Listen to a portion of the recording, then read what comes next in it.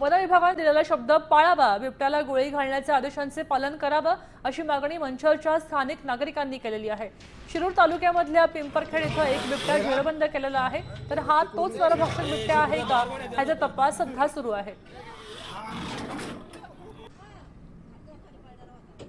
पिंपरखेडमध्ये हा बिबट्या जेरबंद झाला आहे, तो पिंजऱ्यातही त्या ठिकाणी आहे आणि दुसऱ्या बाजूला मंत्रालयात बिबट्याच्या उपाययोजनांसाठी बैठक होती। ग्रामस्थांसह स्थानिक नागरिकांना बोलवण्यात आले, यावरती उपाययोजना होणार आहेत। कालच मंत्र्यांच्या पीएला त्या ठिकाणी सिद्धेश पवार यांना सांगितलं की आम्ही बैठकीला येऊ शकत नाहीत, याच्यातून काही निष्पन्न त्या ठिकाणी होऊ शकत नाही।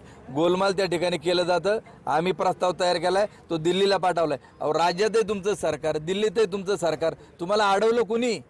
कशा करता या ठिकाणी एवढं लांबणीवर पडलंय? काय नसबंदीचा निर्णय त्या ठिकाणी होत नाही? काय बिबट्या शेड्यूल 1 मधून बाहेर काढला जात नाही? याच्याबद्दल बोलाव ना। मुख्य वनसंरक्षक अधिकाऱ्यांनी सांगितलं, ऑर्डर मिळालेली आहे, दिसता क्षणी बिबट्याला ठार आम्ही करणार। त्यामुळे त्यांनी त्यांचा शब्द पाळावा, बिबट्याला त्यांनी ठार करावं। तो जर बिबट्या परत शिफ्ट केला आणि परत जर तो या भागामध्ये आला तर अजून तो नरभक्षक होईल आणि या भागातील सगळे बिबटे समूळ नष्ट होईपर्यंत हा जनतेचा आक्रोश थांबणार नाही। बळी कोणाचाही गेला तरी तो बिबट्याचे आणि प्रत्येक बिबट्या मारणं हे आज गरजेचं आहे।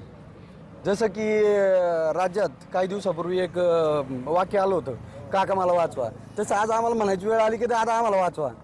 सुमित भोसले, समीर रोहिदास गाडगे, साम टीव्ही न्यूज, मंचर, पुणे।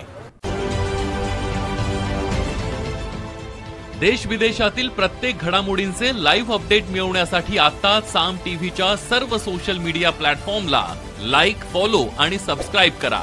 तसंच सर्व नोटिफिकेशनसाठी बेल आयकॉन प्रेस करायला विसरू नका।